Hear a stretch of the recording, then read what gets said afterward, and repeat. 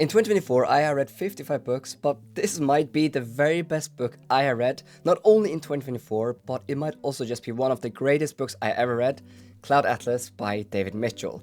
Now, imagine this. What if a single story could span centuries, leap across genres, and explore the very threads that connect humanity? That is basically Cloud Atlas by David Mitchell, a book that has completely redefined in my mind what a book is able to do in terms of storytelling. This book genuinely blew my mind. It's not just one of my favorite reads of the year, but one of my favorite books of all time. Now, for those unfamiliar, Cloud Atlas is a genre-blending masterpiece that weaves together 6 interconnected stories from the journals of the 19th century traveler to the post-apocalyptic struggles of a distant future. And each story in this collection is distinct in tone and style, yet they all connect in ways that feel really profound and deeply human. Now, the author David Mitchell has been praised as one of those innovative writers of our time, and this book, first published in 2004, has won numerous awards and was even shortlisted for the Booker Prize, and I totally understand why. So while I don't do that many dedicated book reviews on my channel, I really felt that this book deserved a dedicated video, since it's just a brilliant piece of literature that I hope some of you will pick up due to this video. Now, this will not be a highly edited video as most of my other videos, so feel free to go and grab a drink or something and let's talk about Cloud Atlas, totally spoiler free. So what exactly is Cloud Atlas about? Let me break it down to you. Now, at its core, Cloud Atlas is a novel made up of 6 interconnected stories that span vastly different time periods and genres. So the book starts in the 19th century with the journal of an American traveler traveling through the South Pacific, and then from there the book takes us to the 1930s to Belgium for a story about a young, ambitious composer. Then it shifts gears to a 1970s political thriller set in California, followed by a modern-day comedic farce about a vanity publisher. And then next we jump into a dystopian future in Korea where a genetically engineered clone fights against a totalitarian system. And then finally we arrive in a post-apocalyptic world where humanity is struggling to survive on the brink of collapse. Now, each of these stories has its own distinct tone, genre, and narrative style, whether it's historical fiction, mystery, sci-fi, or post-apocalyptic adventure. But really, what makes this book truly extraordinary is how these seemingly separate narratives are connected, both thematically and literally. So let's talk about the most unique part of this book, which just really blew my mind, and that is the structure of the story.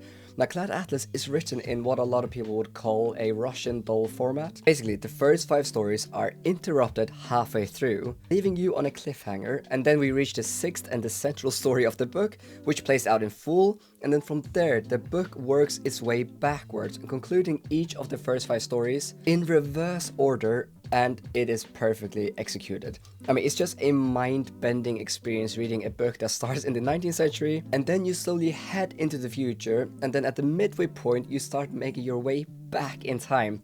And guess what?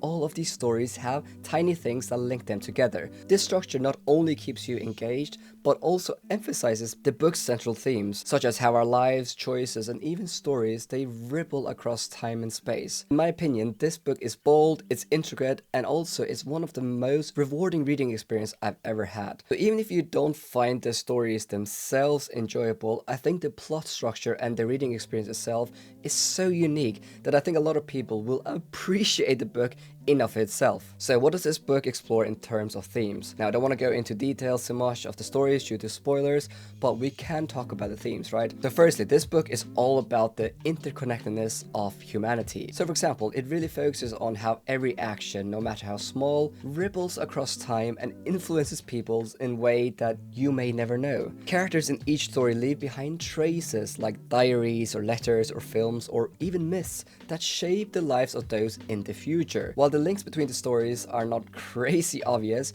we see subtle things pop up in other stories that really hammer this point home, that your actions might leave a longer legacy than you can ever imagine. And yes, legacy and reincarnation is a big focus in this book. Throughout the story, certain symbols like a comet-shaped birthmark, they kind of tie the characters together, suggesting that their souls may be connected across time. Now, personally, I don't really believe in reincarnation, but this theme raises a profound question, right? I mean, what do we leave behind as humans, and how do our lives echo into the future even after we're gone? I did also find that Cloud Atlas had a lot to say about storytelling itself, both in the way the book is presented, but also in each short story itself. Each short story doesn't just stand on its own, it actively comments on the others. Characters read, watch, or hear the stories from the past, which in turn help them shape their own decisions. It creates this fascinating conversation across time where stories become kinda a glue that holds the humanity together, if that makes any sense. This book is so rich and it's just like an experience in of itself. I feel like it's one of those books you can reread again and again and again, since it keeps revealing new things to you. Even with the themes, I am sure there are lots more that I missed or that I didn't speak of or that didn't speak to me as overtly, but there's more. Not only are the themes masterfully handled, but the writing is just simply incredible. David Mitchell doesn't just write in one voice in this book, he adapts his prose to fit 6 completely distinct genres and time periods. So for example, in the 19th century story, you'll find lush journal-style language, but by the time you get to the dystopian future, it's sleek, futuristic dialogue. And then there's the post-apocalyptic section, which has this raw, almost mythical quality. And what's even more impressive is how natural each voice feels. Mitchell truly immerses you so completely in each world that it's like stepping into a new book every single time when you get to the next story. It's just crazy. So in a lot of ways, this book feels like reading 6 books since each narrative is so different in writing style, setting and focus, yet they all fit together into one story. And while I enjoyed some stories more than others, I didn't really find any of the stories to be bad, and most of them being good to very good.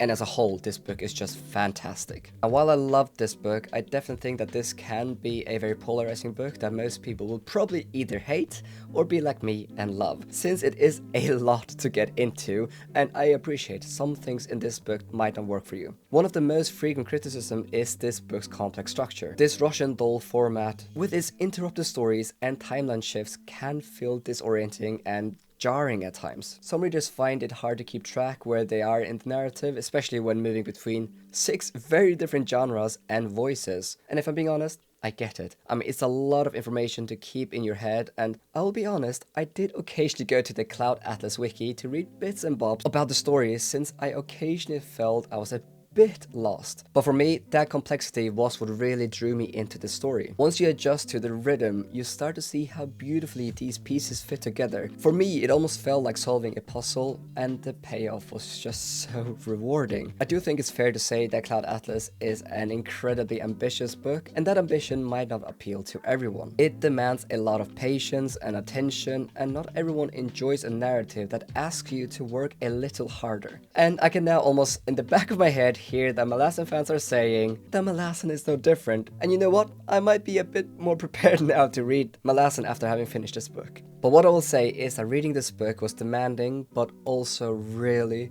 rewarding. But you need to be in the right headspace when you're picking up this book. Moreover, I would also highly suggest trying to read this book in a relatively short span of time so you don't end up forgetting some of the information from the past stories. If you spend multiple weeks or months reading this book, then it'll be nearly impossible to enjoy it in my opinion due to the structure of the book. So yes, I have read around 55 books this year, but Cloud of Atlas is without a doubt one of the most ambitious and rewarding reading experience I've had this year and in a very long time. If you're a fan of ambitious, genre-blending literature, or you love stories that make you think, Cloud Atlas, in my opinion, is a must-read. It's perfect for readers who enjoy deep dive into thought-provoking narratives and that explore that interconnectedness of humanity through time and space. Also, a special thanks to Vera, who really hyped up this book for me. You are the best. But if you want to know my thoughts on a very different book, Dungeon Crawler Carl, check out this video. Oh, you're still here and you want more? Well, the good news is that I have a Viking book club on my Patreon. If you join my Patreon, then you get access to an exclusive book club where every single month we read one book together and the book can be put forward by you. If you join tier 3 or 4, then you can put a book forward and then I randomly choose a book from the pot that we end up reading together, and throughout the month we discuss the book on the Patreon chats. And then we also have Zoom hangouts, which honestly are some of my favorite times of the month. This month we're reading this book and next month we're gonna be reading this book. Also, since I launched my Patreon, I basically spent my money back into the channel on video editing. I've had more than 40 videos professionally edited, so if you want to support what I do here and also help me upload more consistently, then I'll leave a link in the description down below.